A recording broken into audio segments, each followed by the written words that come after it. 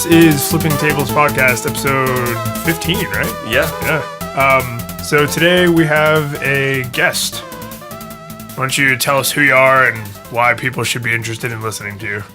Hi, my name is David Thomas. People should listen to me because as I get older, I've accumulated all kinds of interesting tales and stories. And probably most relevant to this podcast, I am Mike and David Lyons' boss. We were absolutely not bullied into you being here. I think that there's really no conflict of interest whatsoever in me attending this podcast. Yeah, I don't think so. We don't have advertisers, so I would say the guns trained on us right now are not. This is a labor of love. I'm sort of surprised it took you 15 episodes to have me on. I mean, I'm kind of like wondering. I mean, like how long can these guys go before they put me on? Because they're starting to compromise their employment integrity. We had to make Just sure. Just kidding. I have to say that. No, I don't think you do, because we're both fired. We had to make sure our setup here was up to your standard. Oh, right. Work out the kinks, get our rapport going. So this is your first platinum broadcast, really? Yes. This is the new episode one. We had 16 beta episodes, and then we're here. And as if to basically contradict all your proclamations, this is going to be a great podcast. We pretty much ruined that already. Did we? 5 minutes in, we haven't talked about anything interesting. Yeah, it's just been meta. What's wrong with us? Meta's important. Did you Stack guys Overflow has an entire meta channel. Didn't you guys go to the Cleveland Institute of Broadcasting or something and learn how to Connecticut zing the audience with something? Pizzow! Like woman has 7 babies. Have you heard about that? We got to talk about that. This is not BuzzFeed. Oh, that's right. Sorry, BuzzFeed. So I think how to make people listen to your podcast with this one weird trick. Yes. Don't be boring. And the GIF that goes with it is never actually related. It's always like a siren on top of a woman's head. So I think you were going to tell there it was. So I think you were going to tell us today about the F-. The story of the F-. Well, as a quick background, my academic mentor, Joe Uhas, he's a retired professor of architecture at the University of Colorado. And he's one of the guys that really is kind of considered to be the fathers of environmental psychology. And let's just say Joe has an interesting way of looking at the world, a very precise and poetic way of looking at the world. And so the story of the F- goes something along the lines of this. And by the way, we're already into hearsay because I'm going to tell somebody else's story. But I will start with my story, and then we will. You can act like it's yours. Yeah, this is I'm like this regular Don Quixote. I'm going to tell a story in a story. But my story is this: I was on a walk one day with Joe in Boulder, and we were just walking and talking about politics and life, and certainly architecture sometimes. And I stopped in front of this house, and I can't really describe this house effectively other than to say it was large, it was old, and it was just mind-numbingly ugly. It was hard to figure out who would even live in it. It was the kind of house that you looked at and thought it would be scary to live in this house, and not because it was old or decrepit, just because it's it didn't make any sense. The windows were in the wrong place, and it just looked, I don't know, it looked really kind of scary. And Joe walks up to me as in kind of his perfectly Joe way, looked at the building for a minute and said, "Now that's an F-." I laughed because I just thought that it really was pretty much an F-. and then he told me the story of the F-, which now I'm going to tell you. So apparently for Joe's entire academic career, he has insisted upon giving people F- at time.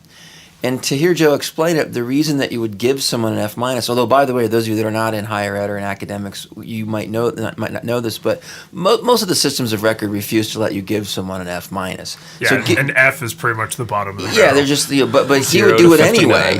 He would just give people an F- because he's like, I'm the professor, and they earned an F-. So the logic of the F- is this: is sometimes doing nothing would have been preferable to what was done.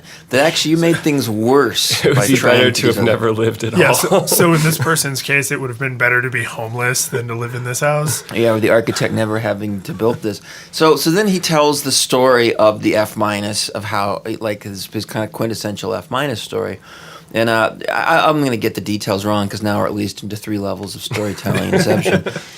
Oral tradition. Yes, but Joe gave a final, and kind of the way Joe would give a final, there was a picture of a piece of architecture, In this case, it was a picture of a home in California that had been turned into a restaurant. So it was like a regular kind of suburban home with some tables on the yard and a sign for the restaurant. And this kid sat there for the entire duration of the final exam, looking at this picture with his blue book.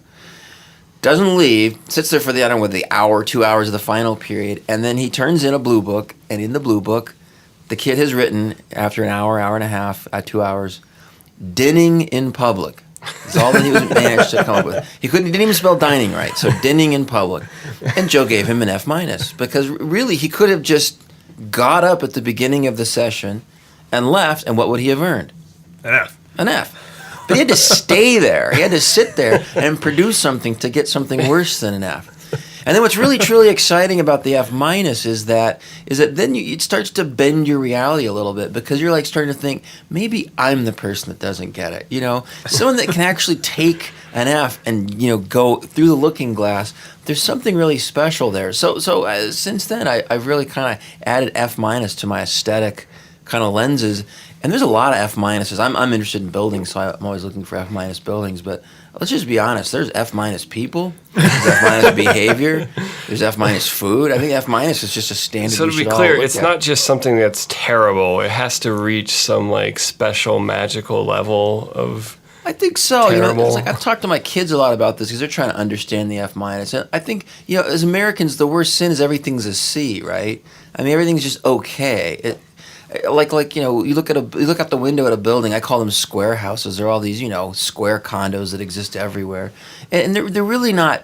They're not F-. They're not that bad. You know, if done well, they're C's. They're just sort of like, you know, yeah, okay. You showed up. You're capable of a lot more. You just didn't do it. A lot of them are D's. It's just like you're not smart enough to do this, but you really tried. I mean, you were paying attention. You just aren't that good. And then there's F's where it's just like, you know, you're incompetent. You didn't try. You know, you didn't have the right resources. But to get to an F-, you really had to strive and fail. You know. So I feel like we talked about with your brother, with Pseudo Justin, about like being able to enjoy a bad movie. So is an F- something you can strive for? Like, can you screw up that bad on purpose, or does that have to just happen? Like, can you make the movie The Room on purpose, or does it have to be?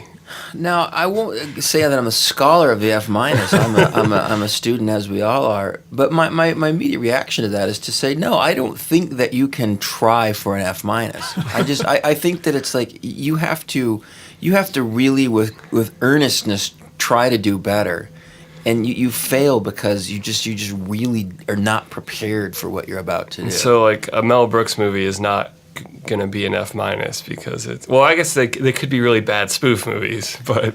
No, that's like a scary movie. Yeah. But those movies are kind of funny inside of their own shell. But I think you're right. I think, you know, the movies that, like, we just consider to be so terrible, they're funny. Like the old, you know, kind of like the old karate movies or whatever. Mm-hmm. I mean, I guess that's probably right, because they've kind of become their own kind of elevated genre. Let's talk about F- buildings. That's what I look at. No, but I think there's something to the F- because the premise is very simple. It's like having done nothing would have been better than this. You would have earned more points if you would have done nothing.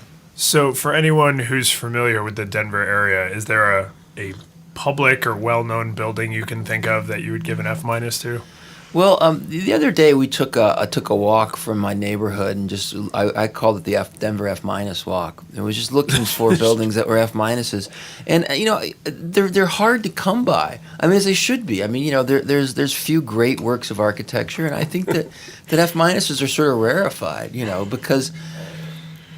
You know, something like building a building, I mean, even if you're really unprepared to do it well, it takes a lot of resources, right? It just takes a lot of, like, material to put anything together, and it takes a certain level of expertise to build something that doesn't fall down. I mean, a building that falls down is just kind of an F. It's like, well, that was an F. You just did it wrong. So I don't know. I mean, the examples that I would have seen, I think you'd have to actually just go see them. I mean, there's a house that's over by my neighborhood that it's so out of scale. I mean, first of all, it's just like, it's like the size of a small office building, but it's clearly a single family home. And it's clad in this sort of like I don't know, like antique wood that you might find, you know, on some sort of like cottage in Aspen. and it's got kind of this weird sloping shape to the roof. I mean, it looks like a combination of a bunch of bad ideas at giant scale. And I say that's my favorite F minus because it just is so crazy. You just want to know what's going on in there. And of course, Joe looked at that house and he says, "Yeah, that's an F minus." And then he says, "I think a bunch of Satanists live in there." And so all you can imagine is that people that like really feel evil about the world would live there. And then another F minus. I mean, Joe, he pointed out on the same walk, and it was a piece of this sort of faux modernism. If you're not clear on what faux modernism is, it's like every square building built in the last 20 years, you know. Oh, is that the like bare concrete look? Yeah, but mostly it's all this mixed material stuff, stucco with some. Oh, look, we'll put some, corrugated steel on the side. You know, it'll look like Chipotle. Kind of, but but even Chipotle's got more style. And Joe's looking at his building, he goes, "Oh, that's an F minus." And you had to look at it because it was invisible in the urban scene where it's just like there's a million of these kind of fake modernist buildings. But you looked at it, and it was just like somebody had taken the pattern book of contemporary architecture and then like cut and pasted this horrible Frankenstein of a building. Because when you look it's like at a it, serial killer letter of a building. Yeah. When you look at it, your brain first you just sort of says, "Oh, building." But when you actually look at it, you're like going, "This doesn't even make any sense." It's like there's windows and like why are there windows at your feet level? And it's like you could just see it. It's like you start to think about a home as a place that you'd actually want to feel comfortable in. This was just some sort of like weird wacky shack modernist architecture. So in a way, they sort of become intrigued by how something could go that wrong. So I'm wondering if this is like discordant minor key music. Like someone who knows nothing about music, when you hear minor key music, you still know it's like ominous and something's wrong. So knowing nothing about architecture, would I look at one of these buildings and be like, something's just not right? It feels like Satanists would live there. I think someone would have to point it out to you by and large because you'd have to see it. Like if you look at like in Denver, the Hamilton Wing, the extension, the Daniel Libeskind extension of the Denver Art Museum. I mean, it's really exaggerated, right? I mean, it's very easy to have a reaction to it. And it's not F minus because it's, in a way, it's like you can argue it's bad architecture, you can argue it's great architecture, but it's very present. I mean, it's very, it kind of engages you. And to me, an F minus is something that like, you don't even see it, it kind of goes by. You have to actually sit there and scrutinize it. It's like, I don't know, like you go to an art museum, right? And they're just so overwhelmed with art that you almost have to have someone sometimes stand you in front of a painting.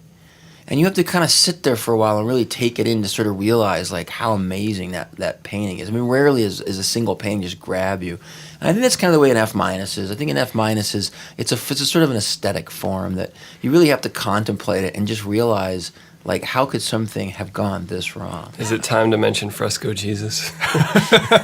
Yeah, see, that's an F minus. That is totally an F minus. Perfect. Talk about that. Well, that was the guy who did. This has got to be the fourth or fifth time we've mentioned Fresco Jesus.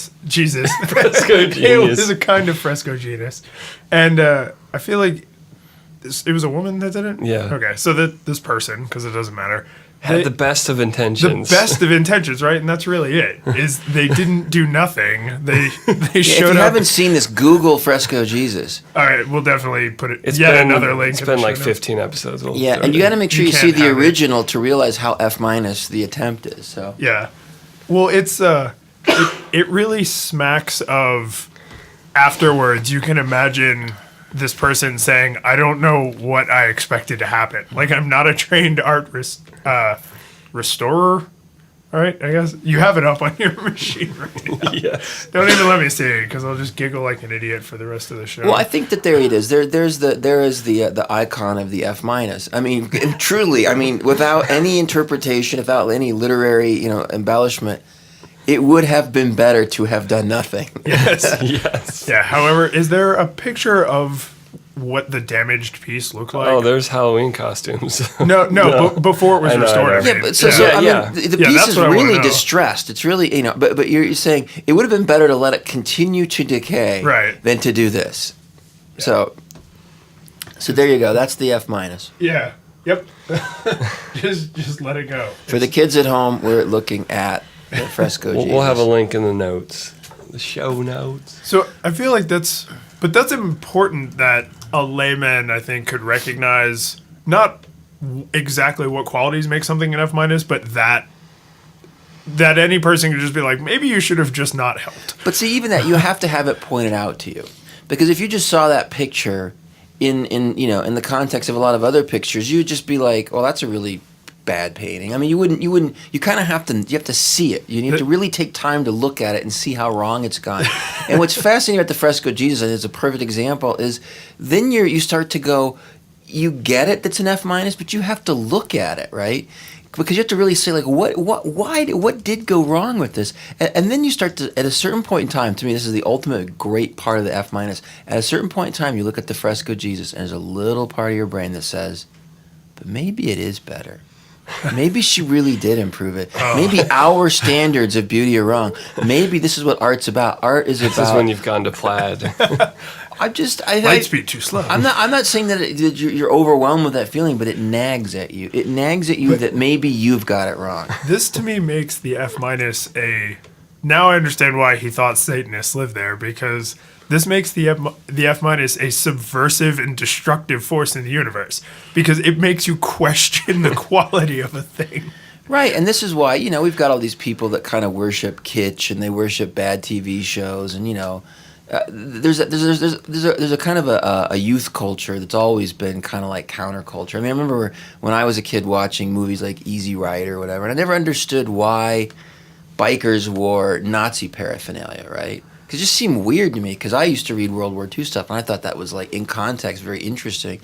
And someone had to explain to me that, like, in the 60s, that was really transgressive to wear that stuff because, those people's dads had fought in the war, And so I think the F minus is tied up a little bit in just poking an eye in establishment. But remember, the F minus is aesthetic. It's all about aesthetics. It's about, like our standards of beauty, are we just wrong, I think a good F minus has to challenge you. So is it a Hegelian antithesis for you? I don't know. If it is, we'll never get anywhere, because the F minus will always drag down the A plus. Because like the Guggenheim is one of the most amazing pieces of architecture I've ever seen, and I have not seen the Guggenheim about the F minus yet. So the most amazing F minus. The F minus that's just like world renowned for its F minusness. So I'm really, now you've got me curious. Like, is something so horrible that it makes you question your view of the world maybe actually a good thing? Like, do we need things like that? Do we need? I think should every museum have a fresco Jesus in it so we recognize the beauty of the artwork? Probably. Well, I mean, a couple of things on that. First thing I should say is that you have exhausted the entire amount of effort I've ever put into thinking about the F minus. So we're into virgin territory here. Well, good. But with it's a world first. With your bikers wearing Nazi paraphernalia thing, that's more like an intentional countercultural thing. But though it seems like most of the F minus examples have not been sort of intentional disruptions of. I think that's what makes it an F minus, and why we need the term F minus and not just pranksterism or or counterculture. Yeah. But I'm saying I think it's tied up in that same kind of aesthetic sense of you start to feel like maybe you're wrong. There's something there. And I don't remember there's an art tradition. I think it's in mosaics where you make these really exotic mosaics, and you have to have one tile that's like the wrong color or out of place or whatever as sort of your flaw that reveals the beauty and everything else. So I think there's something to be said that artists have played with that. What I would say, though, is I think, though, that what's amazing about the F minus is the F minus is perfectly bad, right? It's just gone so wrong that you almost couldn't recreate the fresco Jesus. You just can't make these things again, and nor should you. They're really one of a kind. I think there's something to that, because when you get good at something, if you want to try to do it badly, almost like you've so ingrained the right way to do things, it's difficult to do it wrong. I first heard that idea attributed to music, but it works for anything. Yeah, where a mediocre person can only be mediocre, but a really good person at their craft can do it really well or really poorly, because they know what to do wrong to do it poorly. But how good would you have to be to intentionally Maybe, do? but it'd still be a practiced bad, a well-rehearsed bad playing. But So what I was thinking about too this morning is and this is the philosophical end of the F minus that's interesting to me is, we all work in education, higher ed, and grades are really important. I mean, we could have a whole conversation about whether grades are a good or a bad thing, but grades are really important, right? Grade inflation, and you come to the university to earn a degree, but you earn a degree through a series of grades. And I think that there's something really fascinating to me about the F minus, because the F minus kind of brings into question the whole grading schema, right? I mean, it just sort of says you can get an A or B or C or D or an F. But what if you get an F minus too? It sort of suggests that there's a counter set of standards that are accessible that you're not presented with. I mean, every student has come into the point at one point in time where they feel like they've been unfairly assessed, right? The question was unfair. The teacher didn't understand my argument. The class is stupid. I mean, whatever it is. It always degrades to the class is stupid. And I just, I kind of, to me, the F minus itself is a great idea because it kind of mocks the whole idea of assessment, right? Certainly it mocks the idea of objective assessment, because in objective assessment there can be nothing worse than 0 points, right? In an objective scale, I mean, it's in an objective scale you can never get worse than 0. But in the F minus, it sort of creates this milieu of assessments to sort of say there's completely contra assessments that could be done, and I like that because I'm always struggling, like I think a lot of teachers are, about how objective is grading. How much am I really assessing what a student knows or how well they perform, and how much of it am I just pulling it out of my hat? So is it like you discovered complex and imaginary numbers, and it's like you get a 4i for your grade?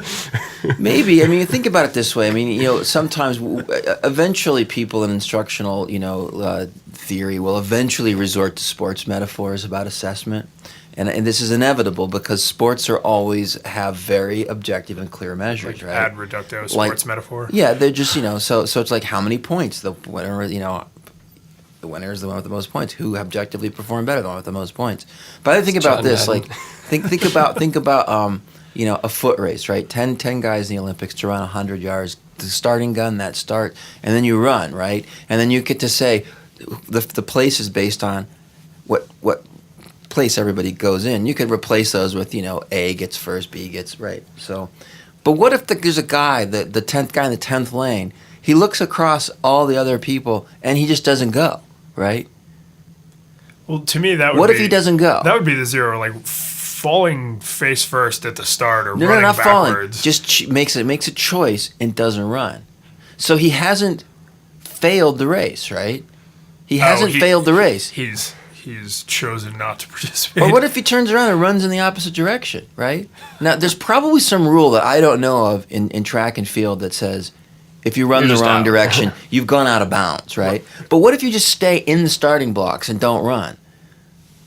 Or what if you become Zeno and you take infinite amounts of time to walk there? To me, I'm starting to think, I think this is why, I think that even the most objective of measures is haunted by this counter performance, this thing where, having not showed up to the race would be preferable than to stay in the starting blocks, right? Yeah. So is this like the Broncos Super Bowl? Like it would have been better to not have played? Wow, that was as close to a sports F minus as I've ever seen. But yes, that may have been the sports F minus. To just back out and just be like, you guys win, we'll mail you the ring.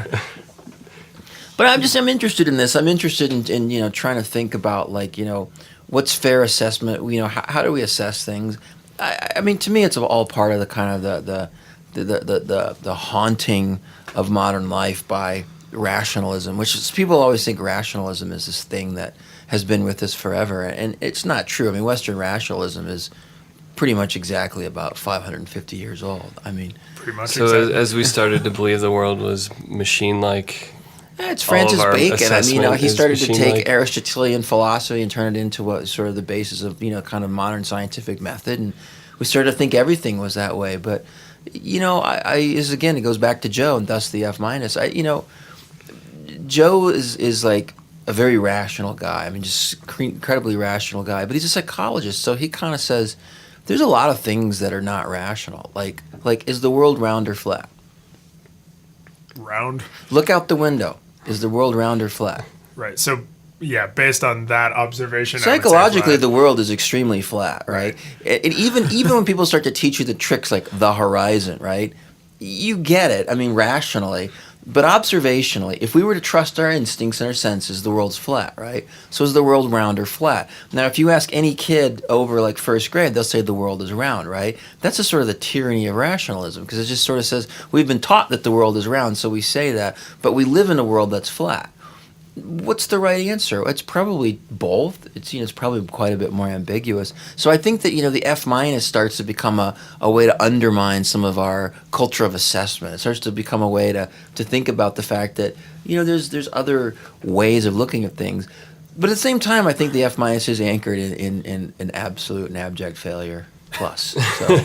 So that's its method. That's its injection method or infection. Yeah, maybe the F minus really is an F minus, but I think it does bring into question the probably the very artificial apparatus that creates the A, right? So we have a false or confidence in our objective assessment, and it's really concealing things, perhaps. Sure. Well, I mean, or convincing us that's all there is to it, or something. I mean, flip back to music, right? I mean, again, it depends on who you ask, but if you ask the average American, what's the highest form of music, they're going to say Beethoven or the Beatles. I mean, you're kind of get something in that milieu, right? One or the other. Well, I'm just saying. Start with a B.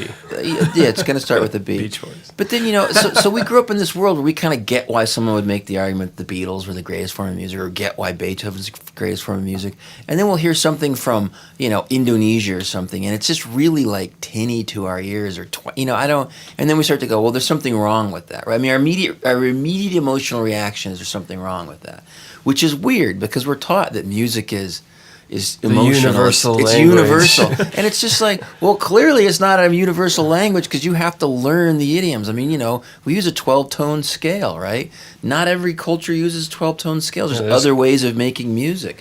And so I think there's a certain sense that, like, the F minus doesn't necessarily say that everything is right. It just brings into question the framework that you're looking at. So if Derrida makes sense at all, maybe that's it. It's just about creating a difference that helps make meaning. So I have to... I did drop Derrida on you right there. Thank God. I'm done. That's all I can say about him. Drop the mic. Don't bring Derrida. Too late, done. That dude's crazy. So I have to take your incredibly high-minded philosophy and apply it to something really rigid and specific. And by the way, you guys want to talk about F minus. I wanted to talk about girls. Just kidding. Next time. There are probably some F minus girls you could talk about. That would give a great vibe to our podcast. Yeah, there's like the misogyny vibe. Like, there are F minus men. Girls, they don't understand me. It could just be F minus people. Non-gender specific F minus terrible human beings. Yeah, like Hitler. So he's the prototype F minus person. Him? I don't know who's an F minus person. I feel like he was intentionally evil. He feel like succeeded at being terrible. We'd also need to dig up some Darwin Award. Ooh, there you go. Darwin Awards are F minus people. But what I want to know is F-minus decisions. If as a lauded PhD holding university professor, if you were going to assign an F minus to someone, how would you want that to impact their GPA? Because I'm just curious, would you want it to actually be worse than 0 to reflect the minusness? I don't know. Like I'm really on the fence. I mean, in the sense that I think that our job as educators is to provide assessment, but I think more formative assessment. I want people to sort of like learn from the feedback. I think without feedback, there's no teaching. So I think grades are a part of that. They're part of the many levels of feedback that we give. So I think that in one sense that sort of feedback's important. On the other hand, I think it's totally arbitrary. It's kind of like the difference between an A and a B. It's like, what is? I mean, I guess I would say it this way. If I really believed in grades, I would have given maybe 1A in my life, and I would have given. And you've been teaching for how long? I don't know, 15 years. I would have given almost all C's. Because what's the standard? Is it a standard, a measure of the people amongst themselves, or in comparison to what I know, or in the comparison to ability to do stuff? But this would be all true. I mean, it's just like in our job life, we get told this. Oh, there's a 5-point scale, and 3 is doing your job, right? A 3, a C is okay. Like and I'm like, I totally understand this rhetoric, right? Which is like, hey, if you're doing your job and you get a 3/a C, that's fine. We're not trying to move you out. We think you're doing a great job, right? So I would just say, yeah, I would like to live in that world where it's just like, if you get an A, it's just like, it's like winning a Pulitzer Prize or something. Like you put that on your shelf, but you're like, yeah, look, I'm a student. Or there's an old Gallagher joke as I riff through these things. Gallagher says, I hate college students. They're always walking around talking about how smart they are. He says, you don't find people in the hospital talking about how well they are. So, we had a keynote speaker a few years ago at our events, the Spring Symposium, Brad King. He's a professor at Ball State. I love when Brad he says, yeah, I'll give students their first assignment. He says, a lot of times I'll just give them all Fs, their first assignment, because I tell them, I go, if that's the best that you can do, then you fail. It's just like, you got a lot of learning to do in this class if you want to get a better grade. And so yeah. So, I mean, at the end of the day, it's like, I think it's all kind of arbitrary, so I don't really want to punish people with an F-. I think if someone got an F-, I think that should be a signal to them to do something else. An F is that you failed. You didn't try hard enough, right? But an F- is like, well, wow. Maybe you see something that I don't see. So is there maybe? So I can't teach you anything. Is there maybe no recovery from the F-? Like whoever built the F- building that you saw on your F- walk, can that person never be a good architect? They either need to accept the fact that the standards of architecture that have been given to them for 2,000 years in Western history have so little meaning to them that they should run with it, or they should do something else. So they're like so completely other. They're like the alien in Solaris. They're just like so wildly. So I've talked myself different. around to it that I think that you should be able to give an F-. I don't think it should drag your GPA down because your GPA is a bucket that holds a lot of things. But I think it should be a teacher telling a student, unless you really see something that I don't see, you need to do something else. You're not that good at this. So I do respect the reflectiveness of the F- though, because it's not just, oh my God, you're the worst person ever. It's, oh my God, I think you're the worst person ever. What do you know that I don't know that made this okay to you? I think that's how does your mind work? I mean, think about that kid that sat through an hour and a half, thing. I mean, part of it just may have been fear, just he didn't want to be. Was it dinning outdoors? But if you're like that unprepared for your exam, why not just not show up? Have you, ever in your career, did you just not show up for something that you were unprepared for? No, but I've also never been given an F-. I don't, I'm trying to think. Probably somewhere along the lines, there was a test or a quiz or something that I wasn't prepared for. So you just don't go. So I stayed home sick. Yeah. That's a normal human reaction. But what's it like to be the person that goes, I'm in the Olympics. I am totally unprepared for this race. I'm going to just stand in the starting blocks until they disqualify me. I don't know. I definitely showed up to my lit class having not read a story, and then they ask you like a pop quiz, just like this guy brought this to, and it was like I got nothing. But a glove. Did you know they were going to give you a quiz? I knew that quizzes happened in this course. Okay, so you were gambling on the F-. Yeah. So you're like, I'm either going to be a faceless drone in the crowd, or heaven forbid they call on me, and I'm like, Yeah, I don't. I mean, what would be an F- behavior in that? I think an F behavior is like, I don't know. An F- would be to attempt to answer a question that you have no info. It would be like I walk into French class, I don't know French, and the teacher asks me a question, so I start muttering gibberish in an attempt to speak French. I mean, to me, that would be kind of like, wow, saying nothing would have been preferable. So this is reminding me of, do you remember when like some ex-Googler tried to make a search engine called Cuil, C-U-I-L? Mm-hmm. And it would give such strange results that on Reddit they came up with this idea called Cuil theory, which is like the layers of abstraction that the results would be from what you asked for. And so like it was measured in Cuil. So it's like one Cuil was you asked for a hamburger and I gave you a raccoon. And like it just got more strange as it went from there. So he did this by accident. He was actually trying to write a search engine? Well, yeah, he worked for Google and then he tried to spin out and do his own thing, and it turned out he couldn't. F minus. No doubt search engines are hard to do, but yeah, it wasn't just like a bad search engine. It was an F minus search engine. Yes. Well, something else I'd say about F minus, which is very important, which is, you know, it's tempting to think of this cosmic universe where there's the gods of the A and the gods of the F minus, and they live on the Olympus of assessment. But I think that what we're talking about is at the end of the day, I mean, aesthetics are this combination of real human experience. You know, I mean, like there's something amazing about, you know, the Guggenheim, right? There's something really amazing about a Beethoven symphony. I mean, there's something that really attracts people in a way that's non-intellectual, that really makes something an A. It makes it aesthetically beautiful.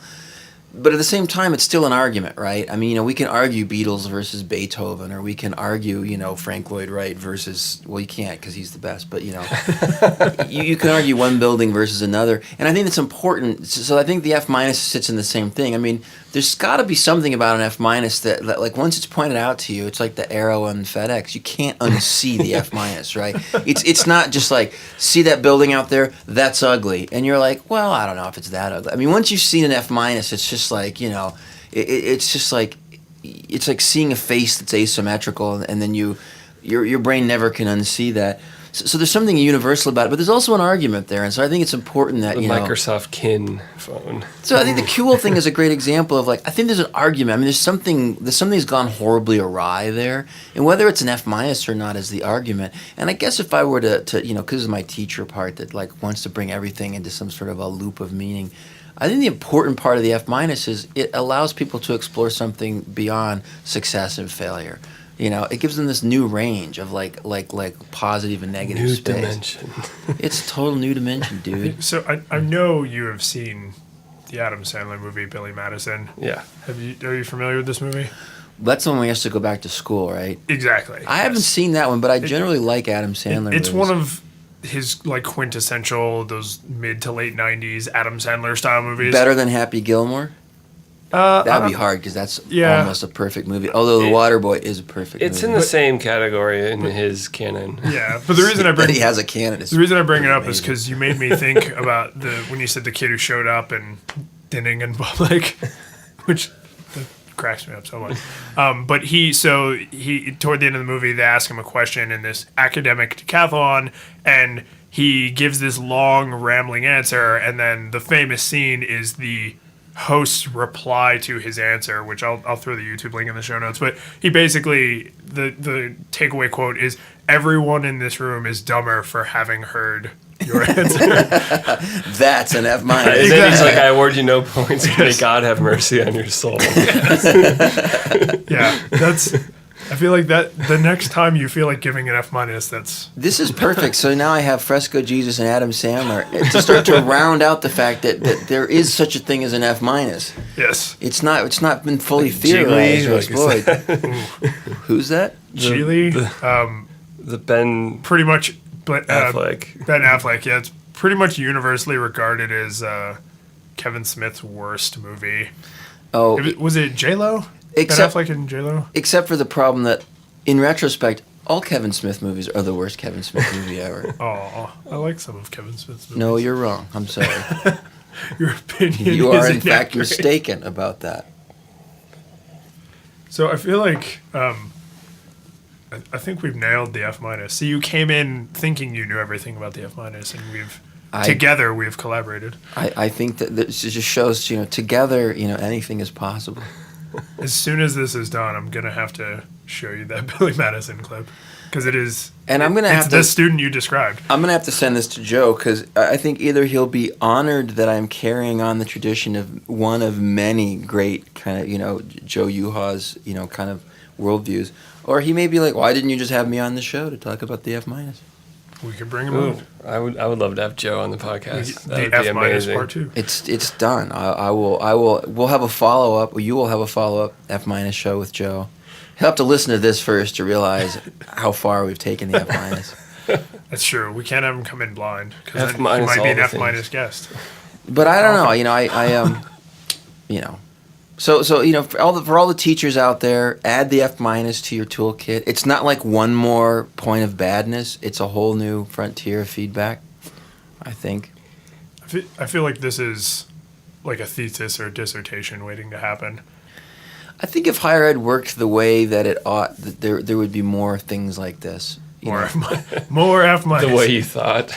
No, just more like Look, I'll speak to myself. It's like when I was doing my dissertation research, I really had a primary personal criteria. I mean, there's lots of criteria that you have to sort of pass to achieve the academic, piece.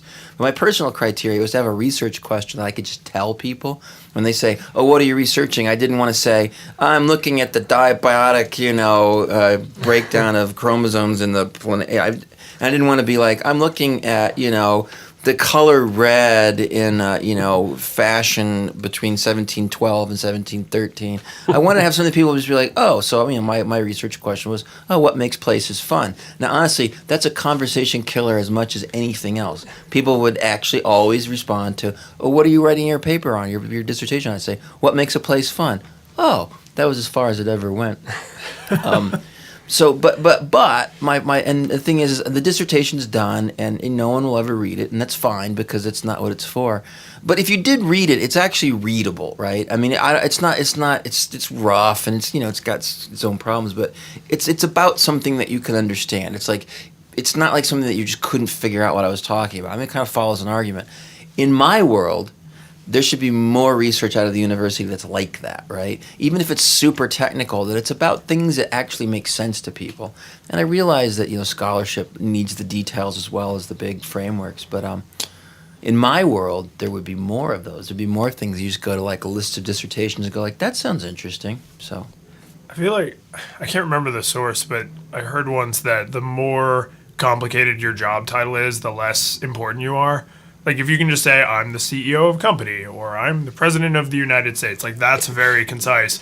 But if you have to tell someone, like, oh, well, I do this, and then some of the time I'm this other thing, and my title has 15 words in it, it's like, oh, so you're a cog, you're completely replaceable. Yeah, that's an interesting thesis. Because there's so much machinery in describing what you do. Yeah, if you can't just say, like, I'm an artist, I'm a carpenter, I'm a plumber. So does this reach, like, full ego heights of, like, I am Apple? Or like, yes, I had never thought about it that way, but yes, that is the logical extension. Well, one thing I would like to point out is that the nice thing about the F- is that it fills your head up so much it's sort of hard to talk about anything else, and then you're like your show's over. So okay, we'll do our normal rollout. Is there somewhere online people could follow up with you if they wanted to know more about the F-, Twitter, yeah. Or just about you, the Facebook, the Gmails? Where do people find you? I have a website, buzzcut.com, that I update about once a quarter, and more often than a lot of bloggers. Yeah, well, I've been at it for a long time. Yeah, that's I'm a social media reprobate. I don't post a lot, but I guess I should. But buzzcut.com? Buzzcut.com. At least you can find my email there and send me an email. You can invite me to come speak extensively about the F- at your next corporate event. So. The personality color theory of F-. I think so, yeah. Oh, how did that not come up? Are there any personality color theory letter designations, astronomy, astrological things that are not an F-? Oh, I don't mind them. I think they're all just sort of like these like screens that you put over stuff. It's like the thing is like people get obsessed with disc assessments or Myers-Briggs or color or whatever. But I like the ones that are like like my friend Bill Amundsen's funny artist guy said once. He goes, "There's really only two kinds of people in the world. There's Munsters people and there's Addams Family people." And so I like these sort of like all these dichotomies. I think you could probably create really interesting, rich personality things out of that. And then there are people who have not heard of the Munsters nor of the Addams Family, and those are the people that I don't hang out with. So I would love to go to a corporate event. Be like, if you think you're a Munsters person, put your hands up. So David Lyons, are you a Munsters or Addams Family? I would say because I watched both, but I definitely prefer the Addams Family. Okay, and Mike? I don't know.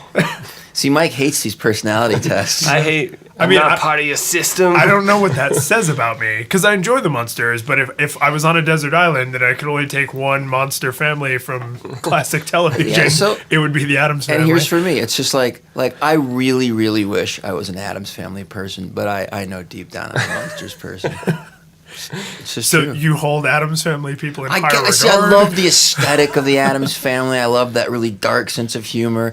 I want people to see me as an Addams Family person, but I'm totally a Munsters. I'm just too goofy to like. I'm a Munsters person. That's okay.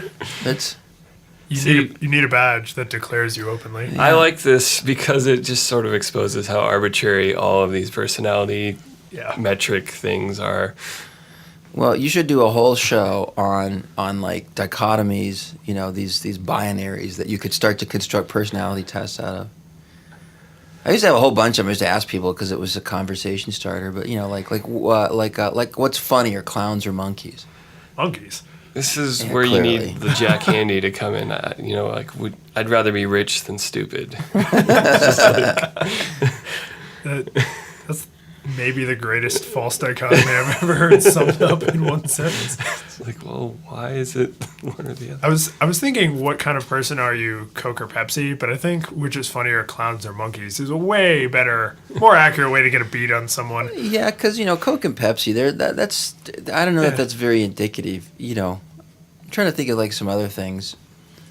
I think the Munsters Addams Family is probably pretty definitive. That one's tough because I feel like as time goes on, you will start to encounter people who are like, I don't know what you just asked me. I know, but those are the kinds of people you don't want to hang out with. So you just cross them off your list. Oh, you're an F- person. So there's an old Dave Barry column, the Florida, newspaper humor columnist, and he said something about people that were humor impaired, right? And he says, if I write a joke making fun of the president, he says, some people think that joke is funny. He says, those people aren't humor impaired. They got that it was funny. He says, some people say, I didn't think that was funny. It's not appropriate to make fun of the president. He said, those people aren't humor impaired. They understand that it's humor. They just don't think it's funny. He says, it's all the people out there that don't even realize that I was trying to make a joke. Those people are humor impaired, right? So I think that there's a certain sense, I always thought, ever since I read that, I thought, those are the kinds of people I don't want to hang out with. I can't hang out with humor impaired people because it's just like my life is too funny. I think the Munsters Addams Family thing is if there's a dialectic, if there's a third corner to it, the people that haven't heard of the Munsters or the Addams Family, unless they're from another land, and I'm interested in that. Far off. But if they live in my culture and they should have seen the Addams Family or the Munsters and they haven't, I don't think that I have a lot to talk to them about. That's just the tip of the iceberg of of like cultural illiteracy. Yeah. Now I can. I have every once in a while encountered people who swear that they've never heard Beatles music. Like, I don't really listen to pop. And I'm like, you can't have ever been in a public building and not heard the Beatles. Yeah, my 5-year-old can sing Beatles songs. Yeah. Not a lot of them, but Yeah, you don't have to be obsessed with 60s and 70s culture. It's just part of American life. Is it like a badge of pride for them? Because there's this weird class of people that make it their mission in life to say the Beatles aren't the greatest. Yes. Which is fine that they're not the greatest, but when it becomes like part of your identity that they're not the greatest. Well, I feel like, and I think we actually have on our future rundown to do a wire cutter thing. But this, I went, and I'm outing myself. I went through this when I first stopped. I don't own a TV. Yes, exactly that. When I first stopped having cable, I was very proud. Like, I don't watch television. And then I was like, no, I watch about 6 hours of TV a week. It's just on the internet. And then now I've kind of refined it down to, like, I try to be careful about what I watch. I just don't, like, channel So I think that you guys need to have a whole episode on being holier than thou. Yes. Well, I was absolutely doing that, and I have tried to stop.